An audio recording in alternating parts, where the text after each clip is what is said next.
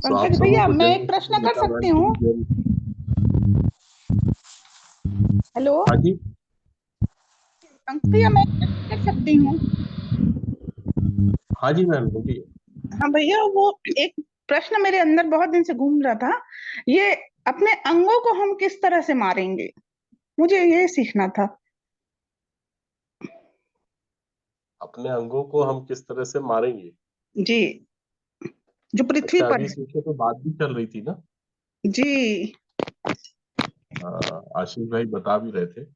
जी हाँ। हाँ, जी तो भाई। चलिए अपन इस विषय को और थोड़ा समझेंगे। जी जी। आप कैसे मारोगे? आपके हिसाब से आपको कैसा लगता है कि कैसे मारेंगे? चलिए अपना वीडियो ऑन कर लीजिए, मैं भी अपना वीडियो ऑन कर रहा हूँ। वीडियो। जी। तो लगेगा वन टू हाँ, वन बात हो रही एक है हमारी सेकंड, सबसे। एक सेकंड बाद।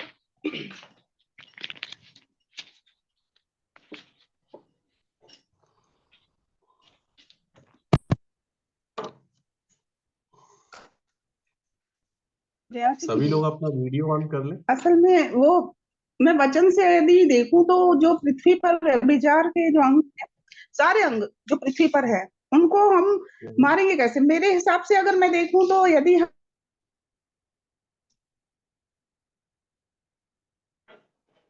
आपकी आवाज ब्रेक हो रही है लेकिन मैम। वही काम होता है। जितना हम आंखों से दूर करने को करेंगे, उतना वो और ज्यादा हो। आवाज आ रही है मेरी? हम्म। आवाज आ रही है आप भैया? बीच में ब्रेक हो गए थे, फ्रीज हो गए थे। आप फिर से बोलिए, क्या बोल रहे थे आप? जैसे पृथ्वी पर हमारे अंग हैं, उन अंगों को कैसे हम मारें? जितने ज्यादा से ज्यादा लोग जैसे अपने अगर वीडियो ऑन हमको कर जिस सकते चीज हैं को ना, वो नहीं करें। देखना, एक मिनट, पहले हम तो वचन के आपको, भाग में जाएंगे, उससे पहले मैं आग्रह करूंगा कि सभी लोग अपना वीडियो ऑन कर लें। सभी लोग।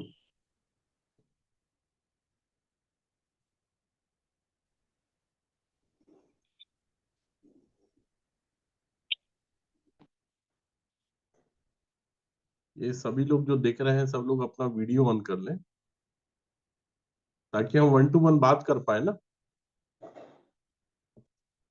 आशीष भाई, कल्पना, हुजूर, और जो भी दिख रहे हैं मुझे, क्यूनी, इंदिरा भाभी, स्वाति बहन, और ये क्या है, अन्नू रानी टोपो, ये सभी लोगों से मैं रिक्वेस्ट करूंगा कि अपना वीडियो ऑन कर लीजिए। जी बोलिए।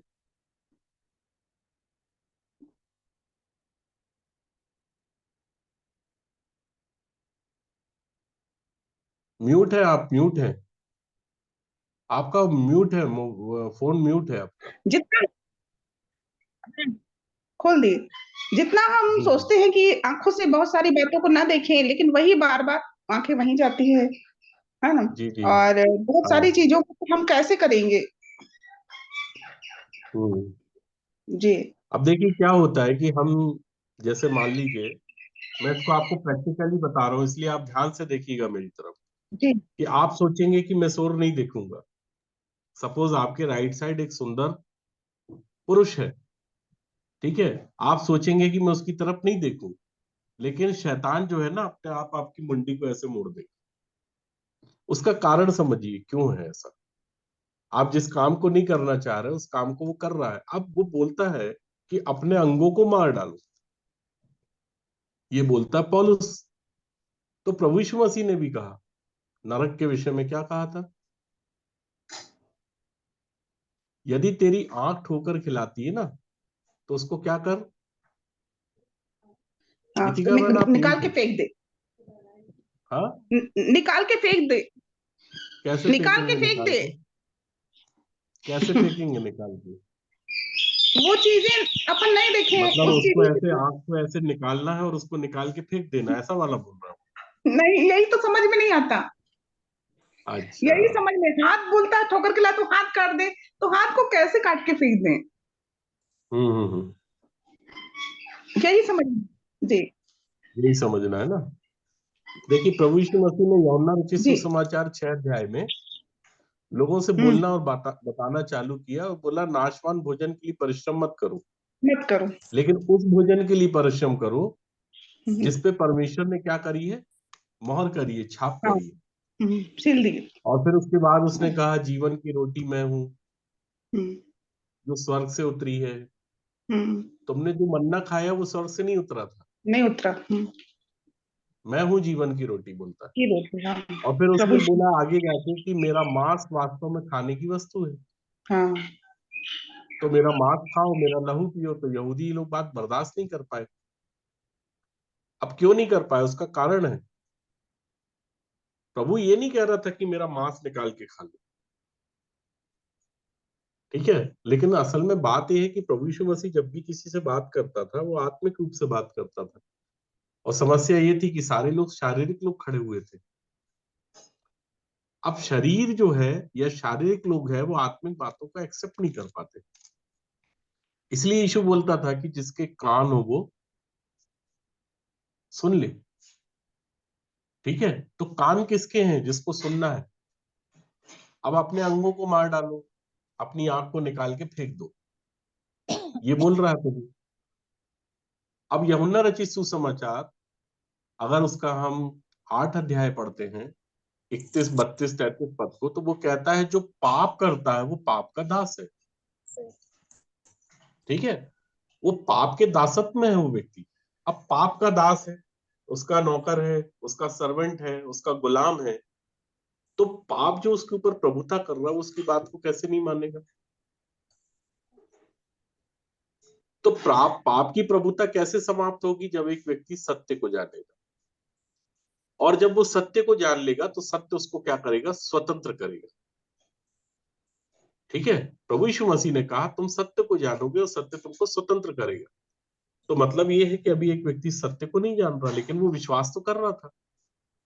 वो यहूदी जो प्रभु यीशु मसीह के पास आए थे, अगर आप यूहन्ना रचित सुसमाचार 8 अध्याय को पढ़ेंगे तो उसके 31 पद में, कि यहूदी जो आए थे वो विश्वासी यहूदी थे, अविश्वासी यहूदी नहीं थे। वो सारे के सारे विश्वासी यहूदी प्रभु यीशु मसीह के पास आके कहते हैं, ठीक है, उसके साथ में है, उसकी संगति में है। और उनसे वो कहता है कि यदि तुम मुझ में बने रहो और मेरा वचन तुम में बना रहे, मतलब पहली बात है तुम मुझ में बने रहो, है ना। और मेरा वचन अगर तुम में बना रहेगा तो तुम सचमुच मेरे चेले ठहरोगे। सचमुच मतलब अभी ये लोग सचमुच के चेले नहीं ठहरे थे।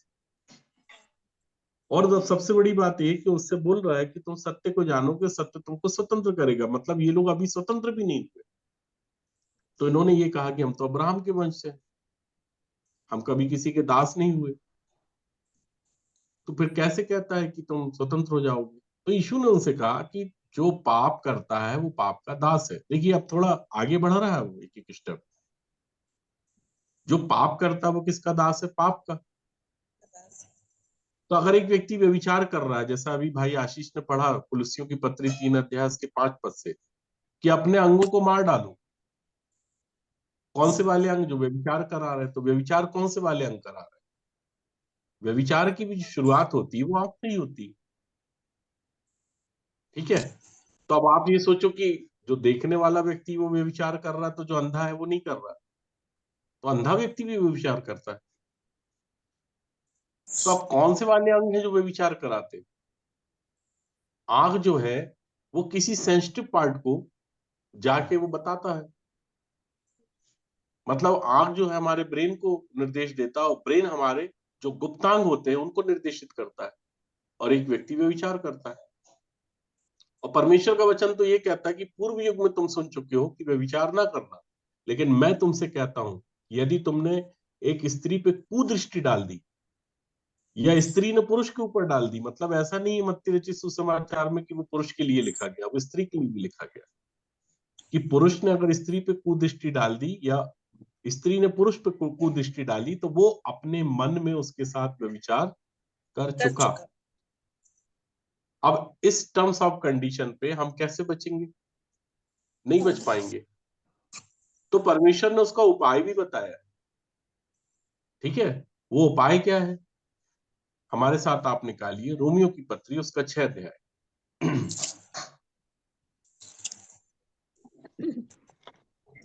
स्वाति तो पढ़ना। जी जी जी, दीदी। रोमियो की पत्री उसका 6 अध्याय अच्छा, पहले प्रभुताएं देखो, है ना। एक प्रभुता जो है वो यूहन्ना रचित सुसमाचार के अनुसार प्रभु यीशु मसीह ने कहा जो पाप करता है वो पाप का दास है। मतलब किसकी प्रभुता है उसके ऊपर? पाप का। पाप। पाप की प्रभुता है। जो पाप आज करता है वो पाप का दास है, तो दास के ऊपर किसकी प्रभुता है? पाप की, है ना। सही तो नहीं है कौन तो कौन आवाज सी, सही नहीं है। हाँ जी, कौन कौन सी प्रभुताएं काम कर रही हैं इसको आप समझ लो। पहले आप रोमियो की पत्री उसका 6 अध्याय और उसके 9 पद से पढ़िए।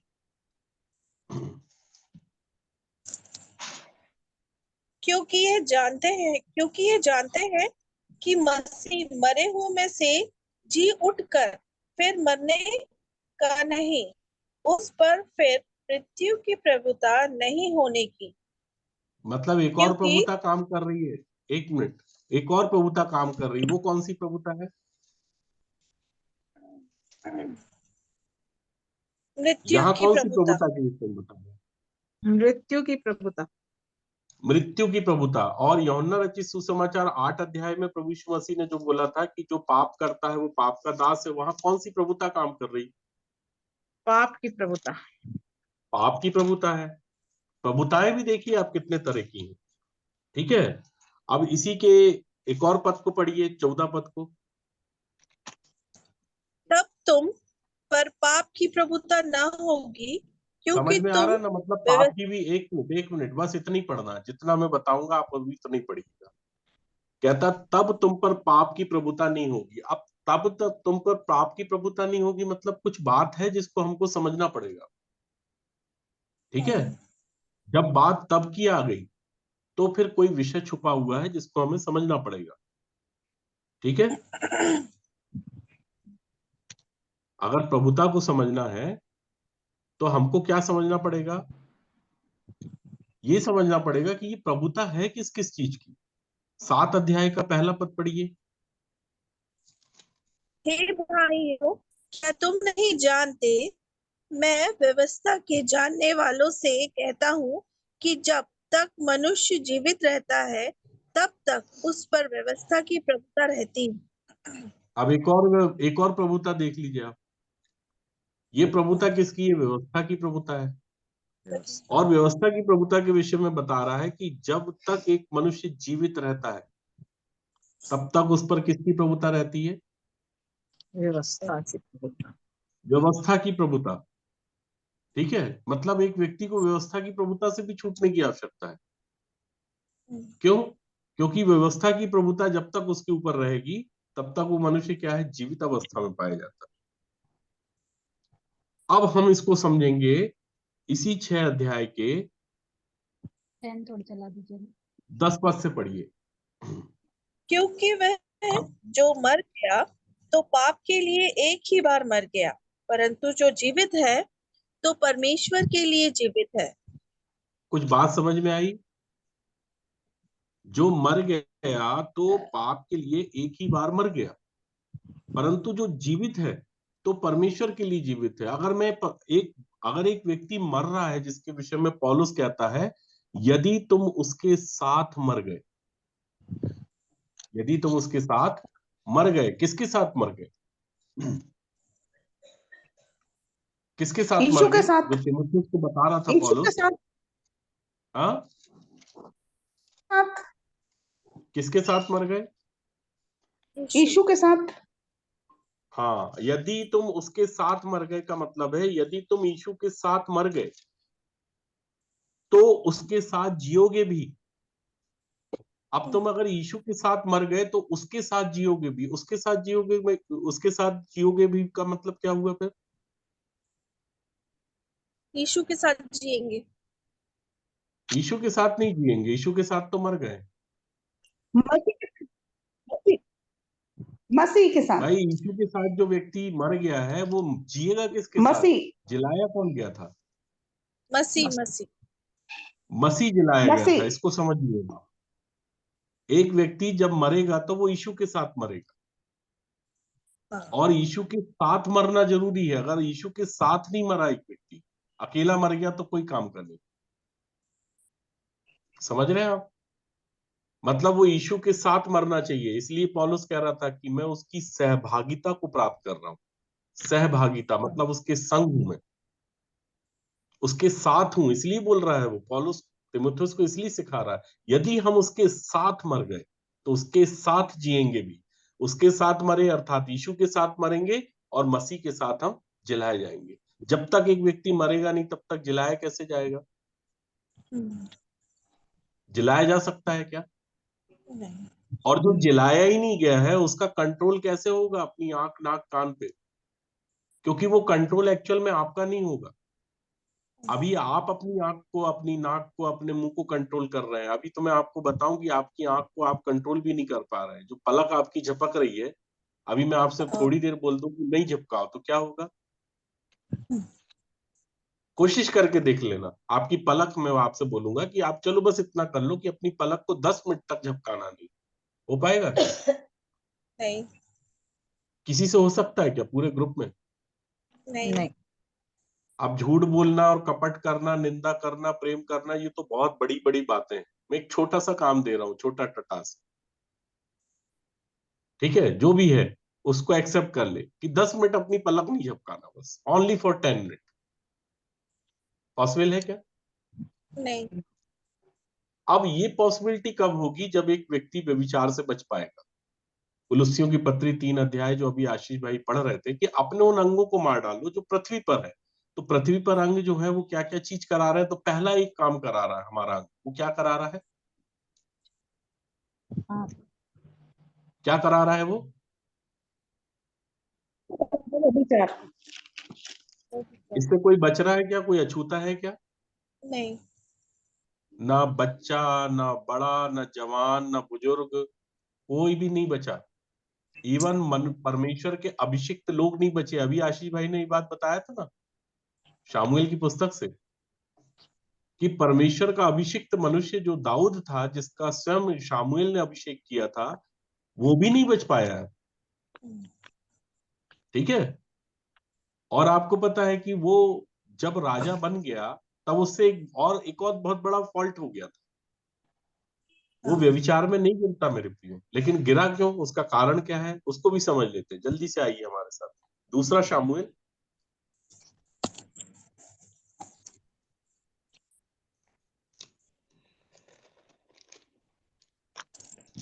थोड़ा समय का अभाव इसलिए जल्दी जल्दी खोलिएगा ना।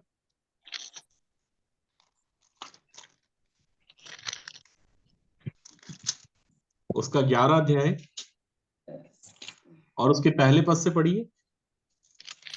तो जिस समय राजा लोग युद्ध करने को निकला करते हैं, उस समय अर्थात वर्ष के आरंभ में दाऊद के योआब को और उसके संग अपने सेवकों और समस्त इस्राएलियों को भेजा, और उन्होंने अम्मोनियों का नाश किया और रब्बा नगर को घेर लिया, परंतु दाऊद यरूशलेम में रह गया। अब बताइए यरूशलेम में रहने की क्या जरूरत थी दाऊद को?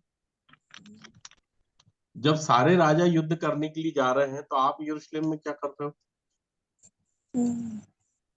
आप समझ रहे हो बात को? कभी दाऊद ने ऐसा किया था क्या कभी? जो खुद युद्ध करने के लिए जाता था, जो परमेश्वर से पूछता था कि क्या मैं चढ़ाई करूं कि नहीं करूं, मैं युद्ध करूं कि नहीं करूं, आज वही सेनापति, वही राजा, ठीक है, वही एडवाइस देने वाला, वही परमेश्वर से डायरेक्ट परमिशन लेके लोगों को बताने और चिताने वाला आज कहाँ पे है? यरूशलेम में है कि नहीं? यरूशलेम में। और यरूशलेम में रहने के कारण ही क्या हुआ? आगे पढ़िए जल्दी से सांझ के 2 समय पद से। दाऊद सांझ के समय दाऊद पलंग पर से उठकर राजभवन की छत पर टहल रहा था, और छत हाँ, पर से उसको एक स्त्री जो अति सुंदर थी नहाती हुई देख पड़ी। काय से देखा उसने? छत पर से। छत पर से तो देखा, लेकिन देखा किस चीज ने? किस आंखों अंग से। ने देखा? आंखों से। आंखों से। आंखों से देखा। अब आप समझ रहे हो बात को? प्रभु यीशु मसीह क्यों कह रहा था कि पूर्व युग में तुम सुन चुके हो कि व्यभिचार ना करना, लेकिन मैं तुमसे कहता हूं कि यदि किसी पुरुष ने किसी स्त्री पर कुदृष्टि डाली तो वो अपने मन में उसके साथ क्या कर चुका? विचार विचार कर चुका। एक अभिषिक्त मनुष्य जिसके विषय में परमेश्वर कह रहा था ये मेरे मन का सा व्यक्ति है। अब आप समझिए कि जिस व्यभिचार में परमेश्वर के बड़े बड़े दास और भक्त और अभिषिक्त जन गिर जा रहे हैं, एक शारीरिक और सांसारिक मनुष्य के बारे में आप सोच सकते हो कि वो नहीं गिरेगा? हमको कितना बचने की आवश्यकता है? अब उन अंगों को हम कैसे मारेंगे जिसको स्वयं अभी दाऊद नहीं मार पा रहा है? समझ रहे हैं मेरे प्रियो? आगे बढ़िए जल्दी से। जब दाऊद ने भेजकर उस स्त्री को पुछवाया, तब किसी ने कहा, क्या यह एलीआम की बेटी और हित्ती उरिया की पत्नी बैतशेबा नहीं है? तब दाऊद ने दूत भेजकर उसे बुलवा लिया और वह दाऊद के पास गई और वह उसके साथ सोया। वह तो ऋतु से शुद्ध हो गई थी। तब वह मतलब अपने कितनी खतरनाक स्टेज में ये लेडी है, अब आप समझिए। ये सब आप लोग जान सकते हैं, आप सब माता बहनें जो हैं वो शादीशुदा हैं, लेकिन ये चीजें अब बिल्कुल नॉर्मल हो गई, सब व्यक्ति को पता है। ठीक है, तो इस अवस्था में दाऊद जो है वो इस स्त्री के साथ सो गया। अब क्या हुआ आगे? और वह स्त्री गर्भवती हुई। तब दाऊद के पास कहला भेजी कि मुझे गर्भ है। अब देखिए कितना मतलब इंटरेस्टिंग चीज है जो इसको समझना है हमको आगे जाके, कि ये स्त्री जो है वो गर्भवती हो गई और इसने दाऊद को कहलवा भेजा कि मैं तो प्रेग्नेंट हूं। आगे क्या हो रहा है? जल्दी जल्दी पढ़िए। तब दाऊद ने योआब के पास कहला भेजा, हित्ती उरिया को मेरे पास भेज। तब हित्ती योआब उरिया ने देखिए, हित्ती हित्ती बहन थोड़ा धीरे धीरे पढ़ा तो जल्दी जल्दी समझेंगे अपन, कहाँ कहाँ रुकना है थोड़ा इसको समझना। हित्ती उरिया युद्ध कर रहा है। अब हित्ती उरिया की पत्नी है ये। अब दाऊद से तो गलती हो गई। अब दाऊद को अपने पाप को किसके ऊपर मढ़ना है? हित्ती उरिया के ऊपर। आप समझ रहे हो बात को? मतलब प्रेग्नेंट ये हो रही है दाऊद से। अब दाऊद को तो ये बताना कि भैया ये मेरा बीज नहीं है इसके गर्भ में, ये तेरा बीज है। तो क्या कर रहा है इसने? हित्ती उरिया को बुला लिया। अब देखिए कितनी प्लानिंग करता है एक व्यक्ति, मतलब झूठ पे झूठ, प्लानिंग पे प्लानिंग, कपट पे कपट। अगर एक बार अशुद्धता आ गई, थोड़ा सा खमीर पूरे गुथे हुए आटे को क्या करता है? खमीर बना देता है। समझ रहे हो खमीरा आप? कर देता है। कितने भी अभिषिक्त हो, लेकिन शैतान की प्लानिंग और शैतान की चाल से एक व्यक्ति बच नहीं पाता फिर। समझ रहे हो आप? क्या हुआ आगे? जल्दी से पढ़िए। तब योआब ने उरिया को दाऊद के पास भेज दिया। हाँ, उरिया के उसके पास आया। तब दाऊद ने उससे योआब और सेना का कुशल क्षेम और हाल पूछा। हम्म तब दाऊद ने उरिया से कहा, अपने घर जाकर अपने पाँव धो।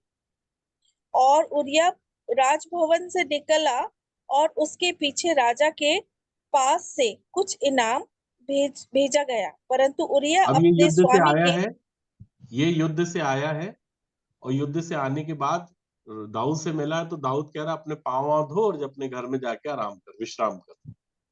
और कुछ इनाम इनाम भी भेज दिया कि भाई युद्ध से आया है लड़ाई लड़ाई करके, तो अपने घर में विश्राम कर, और ये कुछ गिफ्ट ले जा। क्यों? क्योंकि ये अपनी बुराई पे पर्दा डालना चाह रहा है। ठीक है, आगे पढ़िए। परंतु उरिया अपने स्वामी के सब सेवकों के संग राजभवन के द्वार में लेट गया और अपने हाँ घर आ गया। तब राजा हाँ को उसके भैया, हेलो भैया, हाँ, मैं पढ़ नहीं पाऊंगी, मेरा फोन बिल्कुल अब वो गया। मैं अभी वो डिस्चार्ज हो जाएगा मेरा फोन, तो कोई पढ़ देगा क्या? चलिए बेला बहन पढ़ देंगे। बेला आंटी पढ़ लेंगी। बेला आंटी आप पढ़िए, पीछे से आवाज आ रही है ना, इसलिए मैं नहीं कर रही हूँ। जब दाऊद को यह समाचार मिला, उरिया अपने घर नहीं गया। तब दाऊद ने उरिया से कहा, क्या तू यात्रा करके नहीं आया? तो अपने घर क्यों नहीं गया? उरिया ने दाऊद से कहा, जब संदूक और इस्राएल और यहूदा झोपड़ियों में रहते हैं और मेरा स्वामी योआब और मेरे स्वामी के सेवक खुले मैदान पर डेरे डाले हुए हैं, तो क्या मैं घर जाकर खाऊं पीऊं और अपनी पत्नी के साथ सोऊं? तेरे जीवन की शपथ और तेरे प्राण की शपथ कि मैं ऐसा काम नहीं करने का। अब देखिए उसने स्पष्ट कर दिया, उरिय्याह ने दाऊद से कह दिया। संदूक का मतलब समझ रहे हैं किसके विषय में कह रहा वो? भाई तंबू में था ना वाचा का संदूक, वाचा का संदूक। तो वो कह रहा है संदूक और इजराइल और यहूदा झोपड़ियों में रहते हैं, और मेरा स्वामी, स्वामी मतलब योआब के अंडर में था ये,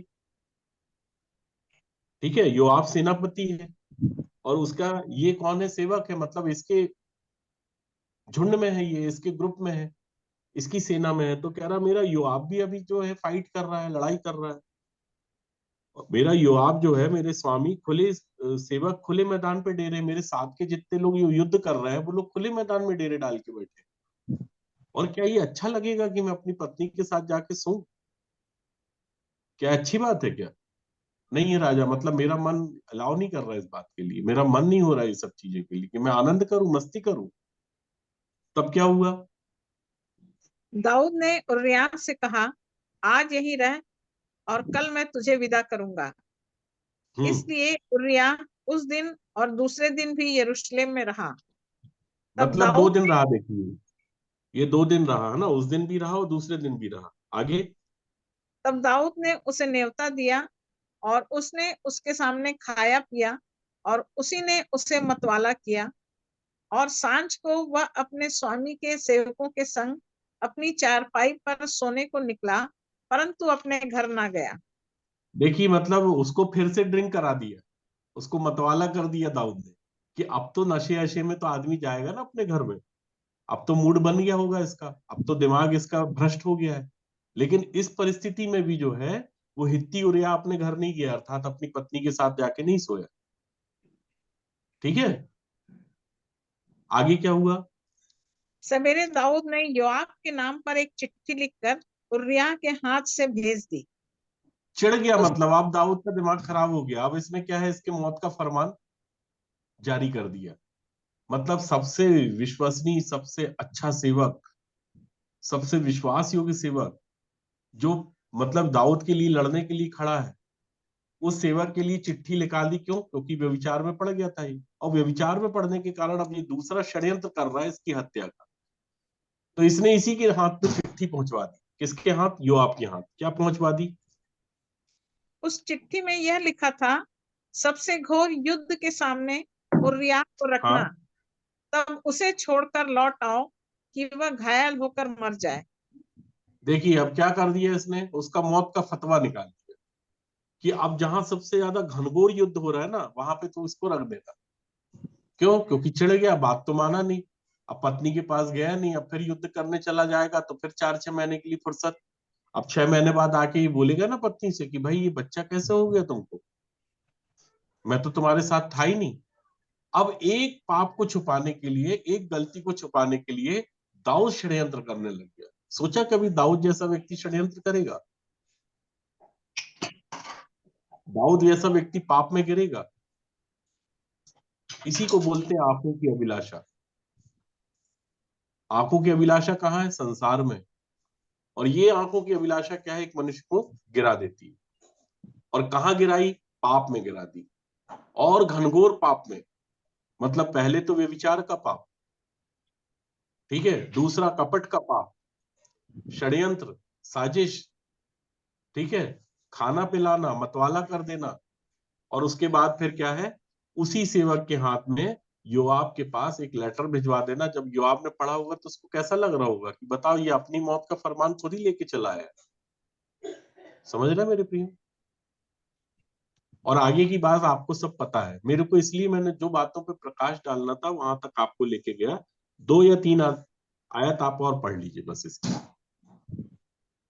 अतः योआब ने नगर को अच्छी रीति से देखभाल कर जिस हम्म। स्थान में वह जानता था कि वीर हैं, उसी में उरिय्याह को ठहरा दिया।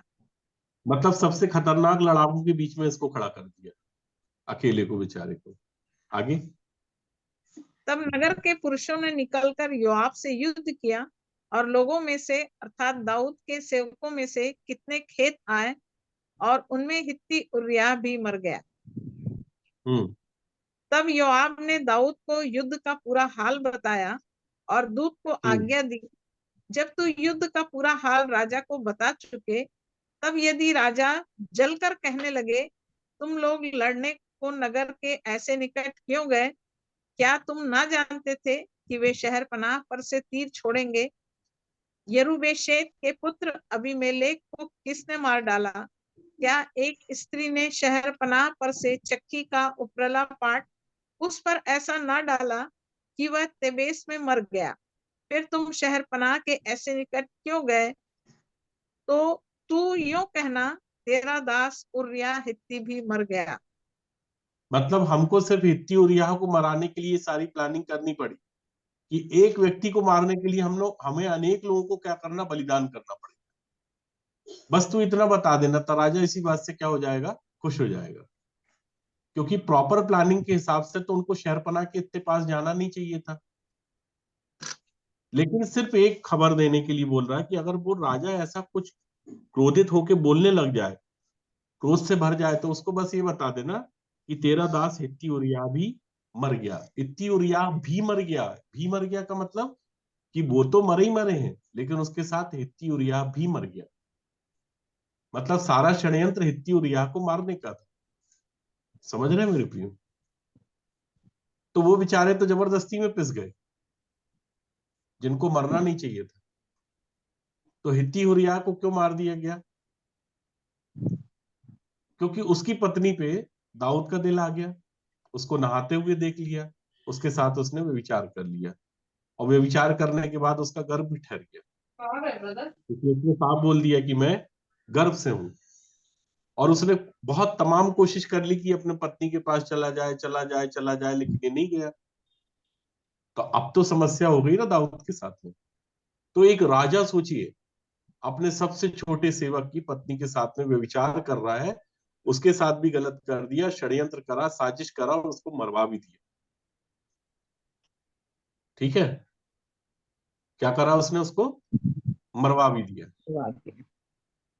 यह है पुराना नियम। और फिर आपको मालूम है कि अद्भुत रीति से नातान नबी उसके पास संदेश लेके गया। और क्या संदेश लेके गया? उसने एक कहानी सुनाई, है ना। जब दाऊद के पास नातान को जब भेजा, तो नातान ने जाके दाऊद को बोला, जबकि दाऊद का तो अभिषेक शामुएल ने किया था। आज कई लोग कहते हैं कि हम अपोल्लोस के हैं, हम पौलुस के हैं, है ना, हम पतरस के हैं, हम कैफा के हैं, ये सब बातें करते हैं। लेकिन उस समय भी दाऊद बोल सकता था, मैं एक तो राजा हूँ, और मेरा तो शामुएल ने अभिषेक किया, तू कौन होता? नातान तो एक छोटा मोटा नबी था ना। लेकिन उसने आके उसको परमेश्वर का सुसमाचार सुनाया, अर्थात परमेश्वर की बात को, परमेश्वर की वाणी को उसके सामने रखा। और उसने ये बात कहा, उसको कहानी के रूप में बताया कि भाई, एक नगर में दो मनुष्य रहते थे, जिनमें एक धनी और एक निर्धन था। धनी के पास तो बहुत सी भेड़ बकरियां और गाय बैल थे, परंतु निर्धन के पास भेड़ की एक छोटी बच्ची को छोड़ और कुछ भी नहीं था। अर्थात यहाँ पे वो हित्ती उरिय्याह की पत्नी के विषय में बता रहा था। और उसको उसने मोल लेकर जिलाया था। वह उसके यहाँ उसके बाल बच्चों के साथ पड़ी थी, बड़ी थी। वह उसके टुकड़ों में से खाती, उसके कटोरे में से पीती, और उसी की गोद में सोती थी, और वह उसकी बेटी के समान थी। मतलब एक कहानी के माध्यम से उसको समझा रहा था। फिर धनी के पास एक यात्री आया, और उसने उस यात्री के लिए, जो उसके पास आया था भोजन बनवाने को, अपनी भेड़ बकरियां या गाय बैलों में से कुछ ना लिया, परंतु उस निर्धन मनुष्य की भेड़ की बच्ची लेकर उस जन के लिए जो उसके पास आया था भोजन बनवाया। तब दाऊद का कोप उस मनुष्य पर भड़का, और उसने नातान से कहा, यहोवा के जीवन की शपथ, जिस मनुष्य ने ऐसा काम किया वह प्राण दंड के योग्य है, और उसको उस भेड़ की बच्ची का चौगना भर देना होगा, क्योंकि उसने ऐसा काम किया है और कुछ दया नहीं की, है ना। तब नातान ने उसको बोला, तब नातान ने दाऊद से कहा, तू ही वह मनुष्य है, इजराइल का परमेश्वर यहोवा यूं कहता है। और फिर पूरे कारनामे उसके बता दिए कि क्या मैंने तेरा अभिषेक करके तुझे इजराइल का राजा नहीं ठहराया? क्या मैंने तुझे शाऊल के हाथ से नहीं बचाया?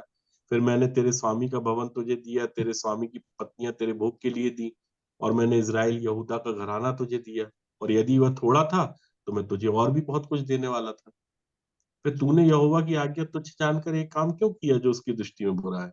अर्थात हित्ती उरिय्याह को तूने तलवार से घात किया, उसकी पत्नी को अपना कर लिया, और उरिय्याह को अम्मोनियों की तलवार से मरवा डाला। इस चेतावनी को, इस संदेश को सुन के पूरा भजन संहिता 51 अध्याय आपको पता है, दाऊद की जो प्रार्थना थी पश्चाताप की, कि दाऊद ने पश्चाताप किया मेरे लिए, अर्थात उसने मन फिराया। ठीक है। अब प्रश्न ये उठा कि भाई जैसे दाऊद ने मन फिराया, आज हम नए लोग हैं, नए नियम के लोग हैं, हम लोग क्या करें? हम लोग अपनी आंखों पे, अपनी इंद्रियों पे कैसे कंट्रोल करें? एक्चुअल में वो मनुष्य नहीं कर सकता। तो रोमियो उसका 6 अध्याय और उसके 10 पद से जल्दी जल्दी से पढ़ लीजिए।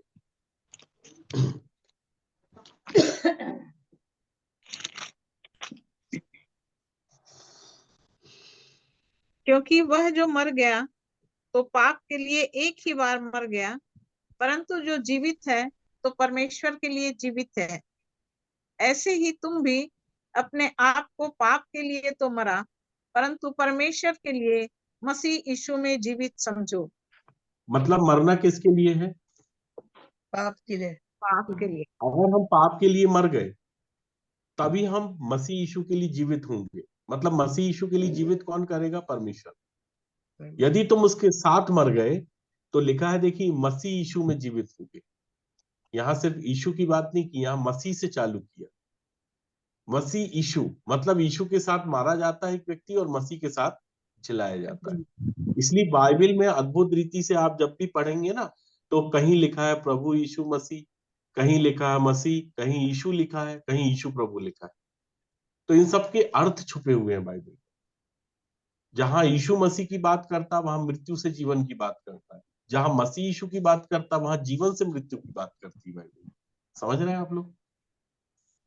तो बोलता है कि भाई अपने आप को पाप के लिए तो मरा, परंतु परमेश्वर के लिए मसीह यीशु में क्या समझो? जीवित समझो। आगे, इसलिए पाप तुम्हारे नश्वर शरीर में राज्य ना करे कि तुम उसकी लालसाओं के अधीन रहो।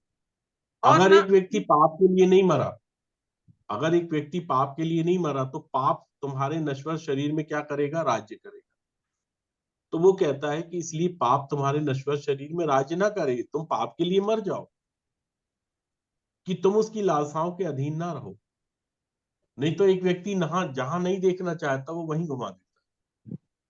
क्यों? क्योंकि पाप की अधीनता में एक व्यक्ति, और पाप की अधीनता में नहीं है तो वो परमेश्वर की अधीनता में होगा। तो क्या कह रहा है कि इसलिए पाप तुम्हारे नश्वर शरीर में राज्य ना करे कि तुम उसकी लालसाओं के अधीन रहो। और आगे क्या कहता है? और ना अपने अंगों को अधर्म के हथियार होने के लिए पाप को सौंपो, पर देखिए, अपने आप को पाप को अगर आपने सौंप दिया तो पाप आपके अंगों को क्या बना देगा?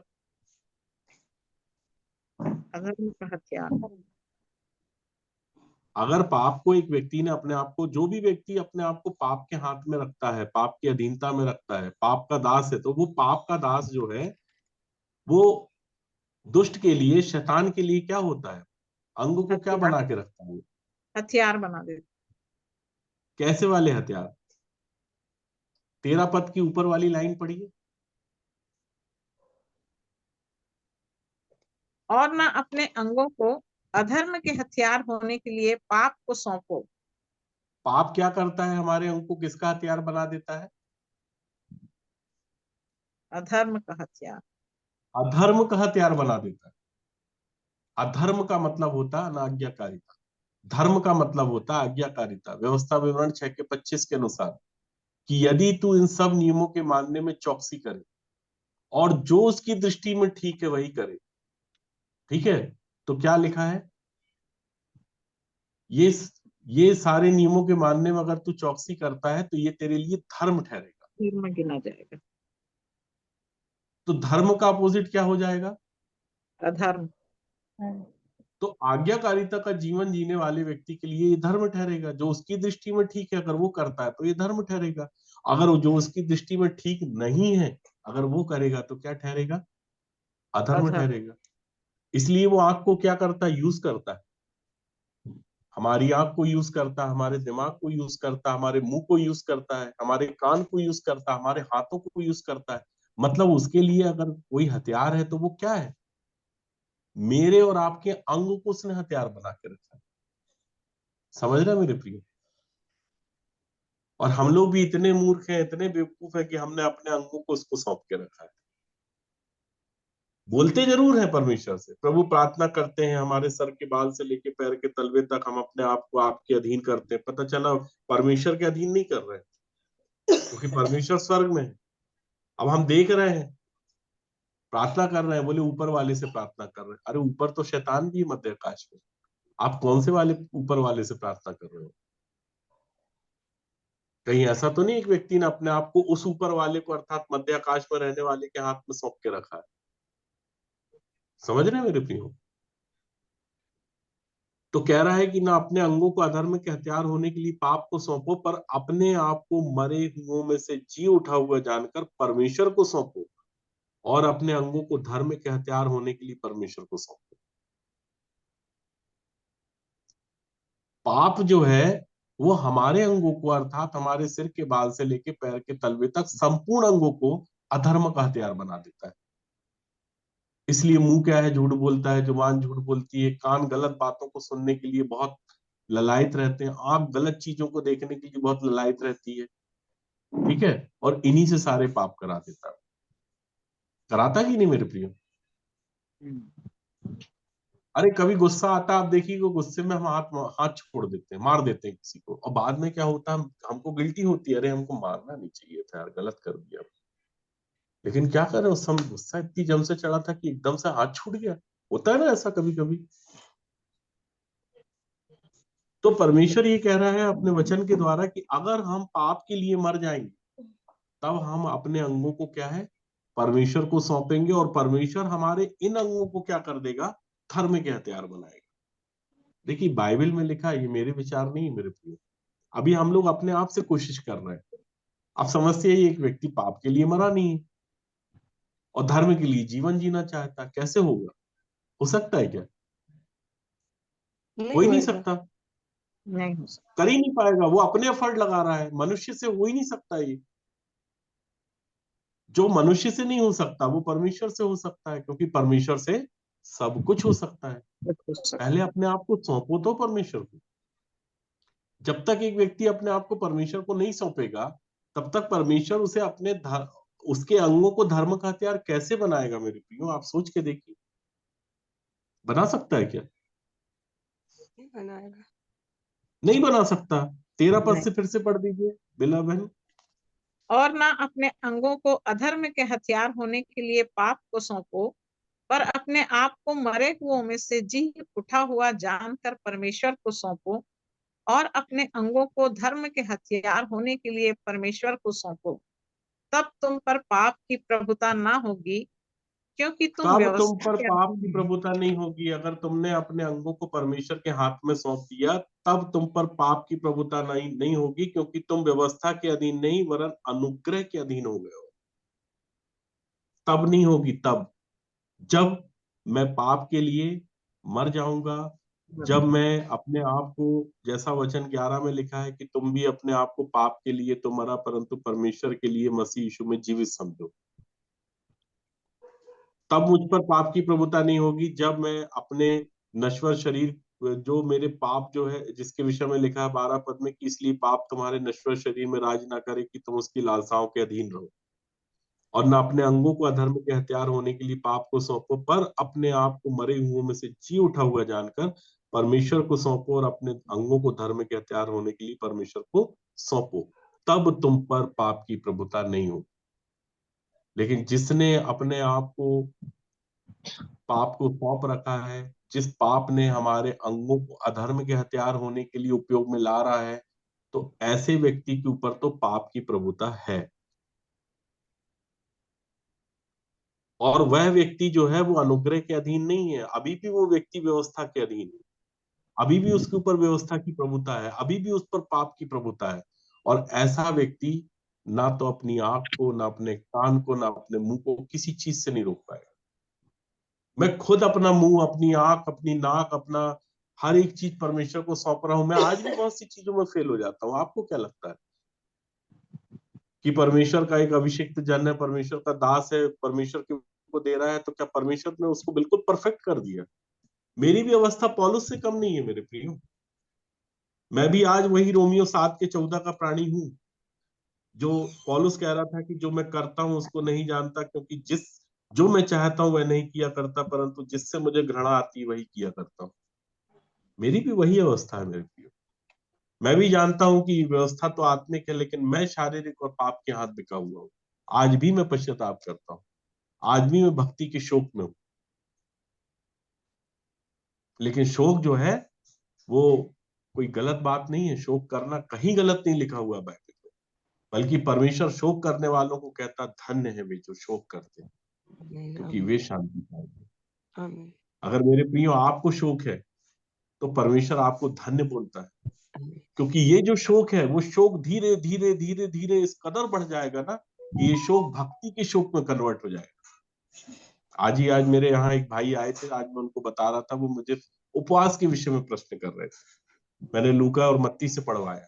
प्रभु यीशु मसीह ने कहा कि क्या जब दूल्हा बारातियों के साथ में है तो बाराती उपवास करते हैं क्या?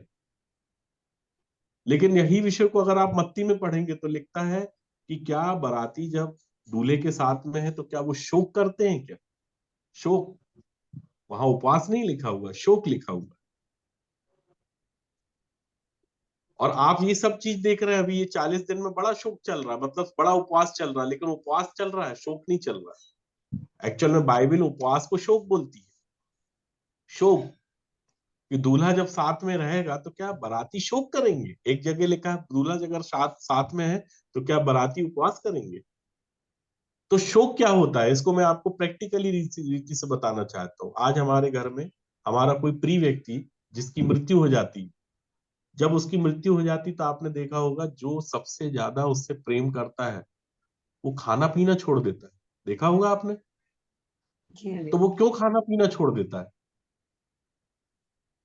क्या वो उपास कर रहा है इसलिए छोड़ दिया उसने खाना? शोक के कारण। शोक के कारण छोड़ा उसने। और मेरे प्रिय, जब एक व्यक्ति के जीवन में भक्ति का शोक आ जाता है ना, जब वो पश्चाताप करता है कि हे परमेश्वर मुझ पापी पर दया कर, जिसके विषय में लिखा है कि क्योंकि परमेश्वर का विचार करके जो अन्याय से दुख उठाता हुआ क्लेश सहता है तो वो सुहावना है, जिसके विषय में लिखा है कि परमेश्वर भक्ति का शोक ऐसा पश्चाताप उत्पन्न करता है जिसका परिणाम उद्धार। तो जो भक्ति के शोक में आ जाता है उसको खाने पीने से कोई लेना देना नहीं।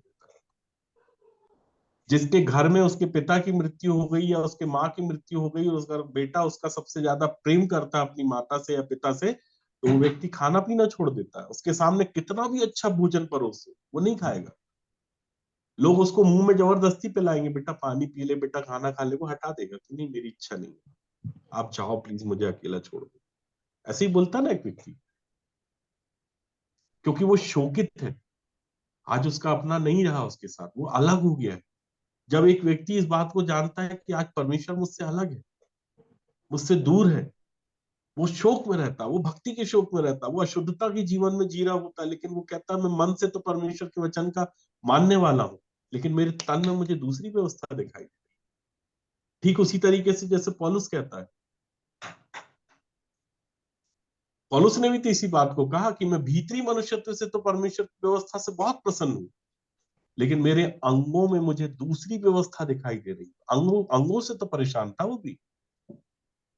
तो वो कहता है कि मेरे अंगों में मुझे दूसरी व्यवस्था दिखाई देती है जो मेरी बुद्धि की व्यवस्था से लड़ती है और मुझे पाप की व्यवस्था के बंधन में डालती है, जो मेरे अंगों में है। कहता तब तो वो गुहार लगा रहा था, वो शोक कर रहा था, वो भक्ति के शोक में था। तब तो वो कह रहा था कि मैं कैसा अभागा मनुष्य हूं प्रभु, मुझे इस मृत्यु की देह से कौन छुड़ाएगा। वो शोक होता है मेरे प्रियो, परमेश्वर के लोगों को वो शोक होता है।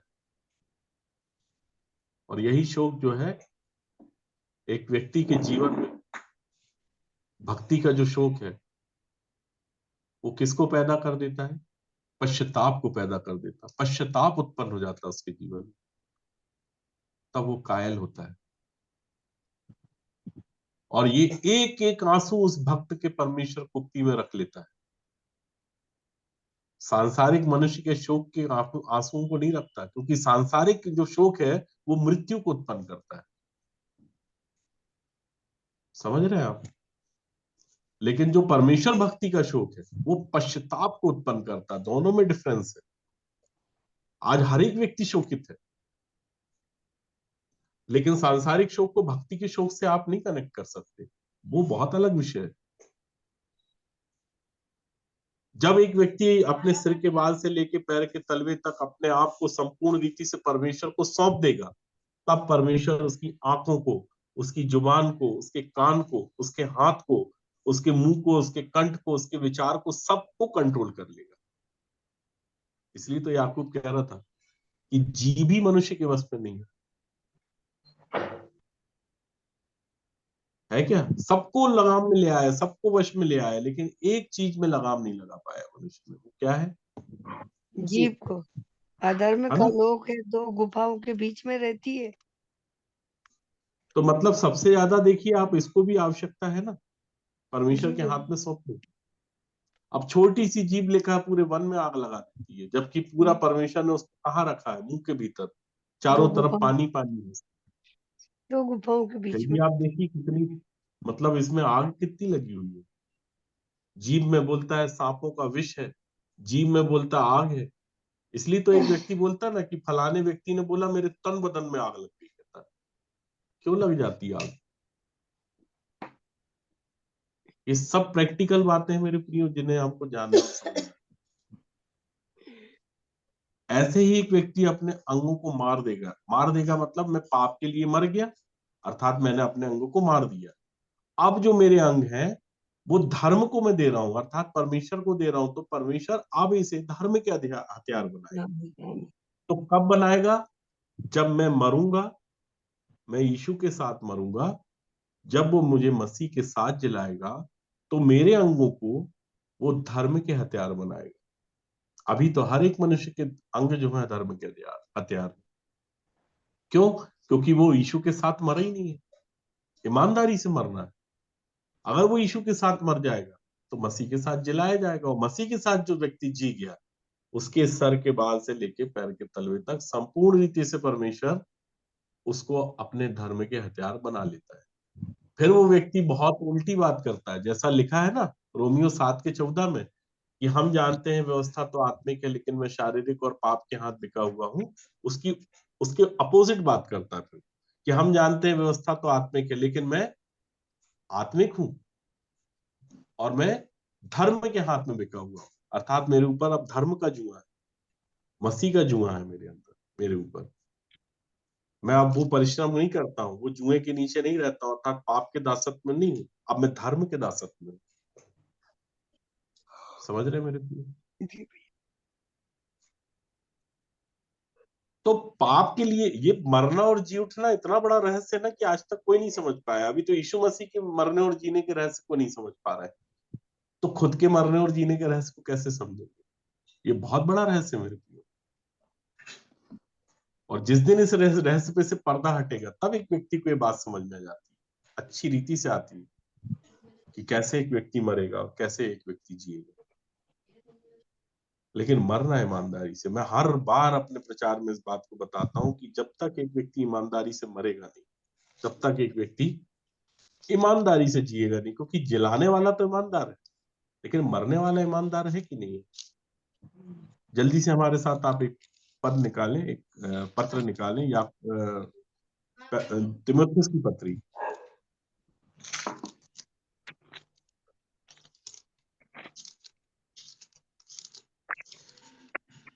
दूसरा तीमुथियुस, दूसरा अध्याय, और उसके 10 और 11 पद को पढ़िए। इस कारण मैं चुने हुए लोगों के लिए सब कुछ सहता हूँ, कि वे भी उस उद्धार को जो मसीह यीशु में है अनंत महिमा के साथ पाएं। यह पौलुस बात कह रहा था तीमुथियुस को कि इस कारण मैं चुने हुए लोगों के लिए सब कुछ सहता हूँ। किसके लिए? चुने हुए लोग, चुने हुए लोगों के लिए सब कुछ सहता हूँ, कि वे भी उस उद्धार को जो मसीह यीशु में है अनंत महिमा के साथ पाएं। आगे, यह बात सच है कि यदि हम उसके साथ मर गए हैं तो उसके साथ जिएंगे भी। देखिए बात, ये भी यही बात बोला है तीमुथियुस को, कि यदि हम उसके साथ मर गए हैं, उसके साथ, तो उसके साथ जिएंगे भी। अभी जी नहीं रहे हैं लेकिन जिएंगे, मतलब आने वाले समय में अगर एक व्यक्ति ईमानदारी से मरेगा तो वो जिलाया भी जाएगा, उसका नंबर तो आए तब तो जिलाया जाएगा। और क्या बोला 12 पद में? यदि हम धीरज से सहते रहेंगे तो उसके साथ राज्य भी करेंगे, यदि हम उसका इनकार करेंगे तो वह भी हमारा इनकार करेगा।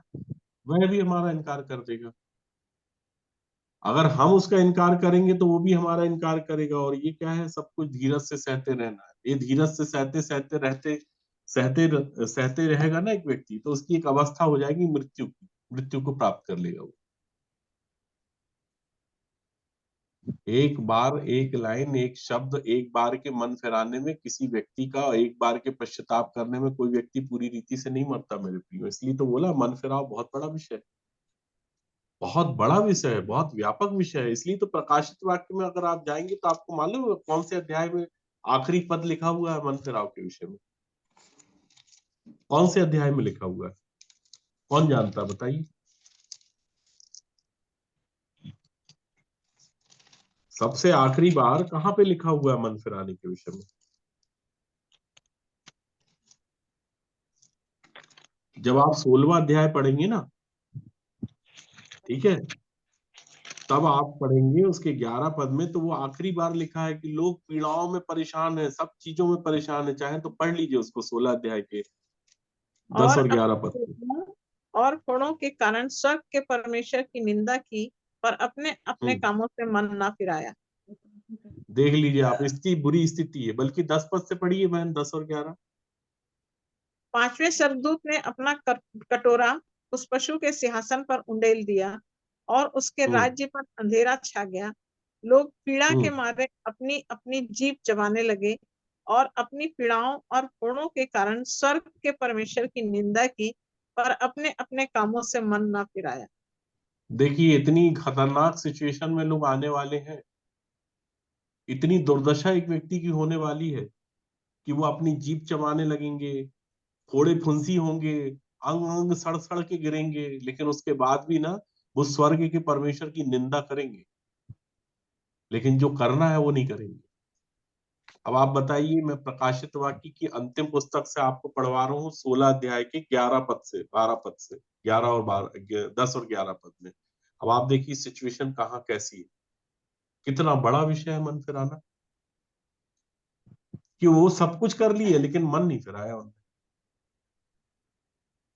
उनको फोड़े मंजूर है, उनको फुंसी मंजूर है, वो जीप चबा रहे हैं, सब कुछ कर रहे हैं, लेकिन समस्या ये कि मन नहीं फिरा रहा।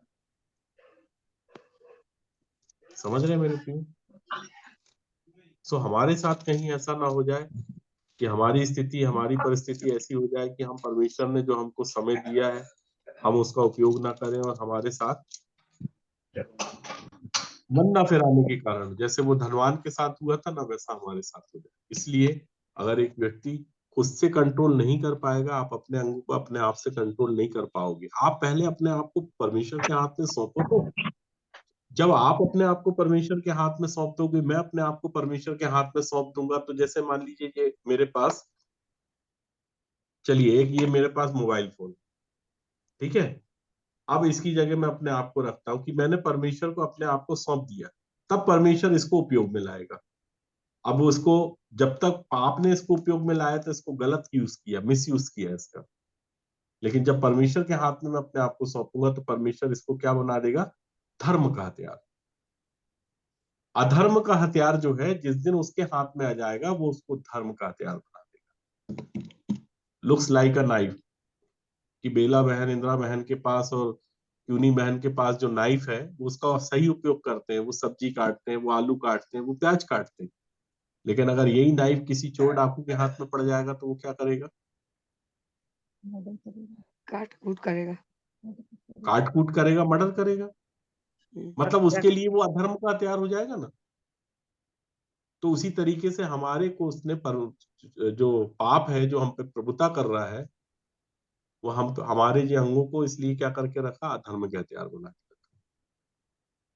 समझ रहे मेरी प्रिय? और परमेश्वर चाहता है कि हम अपने आप को परमेश्वर को सौंप दें।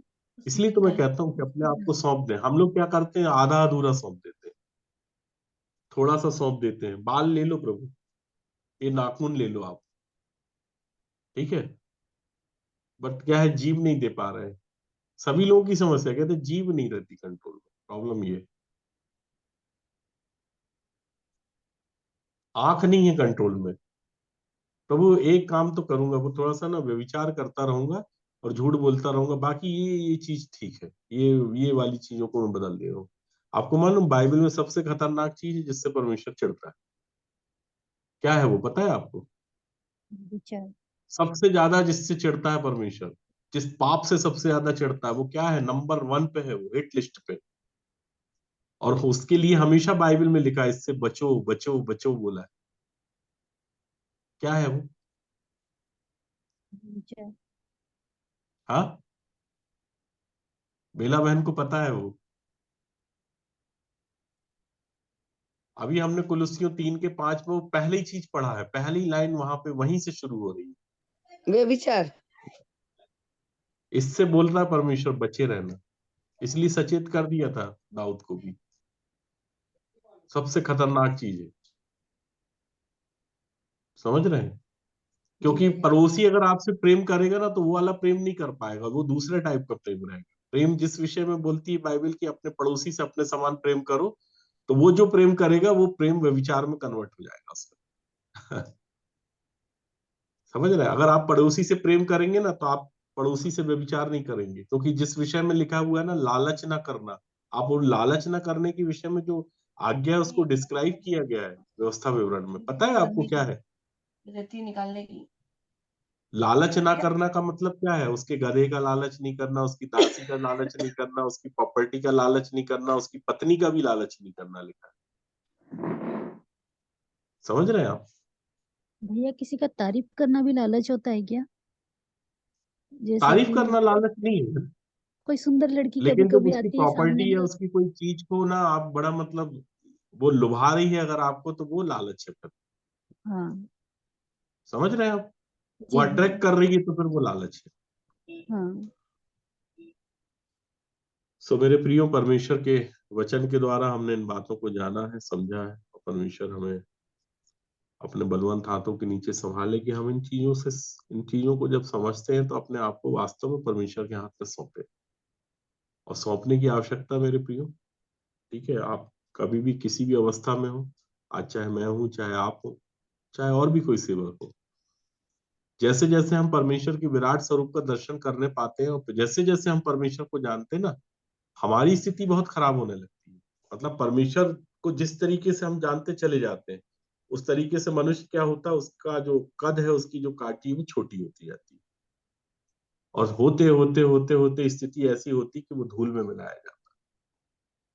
तब उसको समझ में आ जाता कि मैं मिट्टी हूं, इससे ज्यादा मैं कुछ नहीं। अभी तक हमने अपने आप को बहुत कुछ समझा, लेकिन परमेश्वर को जानने के बाद एक व्यक्ति यही बात बोलता है कि मैं मिट्टी हूँ, राख हूँ, धूल हूँ। वो मरने के बाद नहीं बोलता पास्टर हाथ में लेके। हमारे यहाँ उल्टा होता है कि जब एक व्यक्ति को गड़ाने लगते हैं ना, तब एक पास्टर मिट्टी उठाता और कहता है मिट्टी को मिट्टी, राख को राख और धूल को धूल। काश वो व्यक्ति जीते जी ये बात जान जाता तो कितना अच्छा रहता। लेकिन आज अगर हम बोल देंगे ना किसी को कि आप मिट्टी हो, राख हो, धूल हो, तो हमारे लोग हमको तुरंत पकड़ के बोलेंगे, अरे कैसे अपने आप को मिट्टी बोल रहे हो, राख बोल रहे हो, धूल बोल रहे हो, आप तो यहूदा के सिंह हो। अरे यहूदा का सिंह होने के लिए पहले परमेश्वर का मेमना बनना पड़ता है।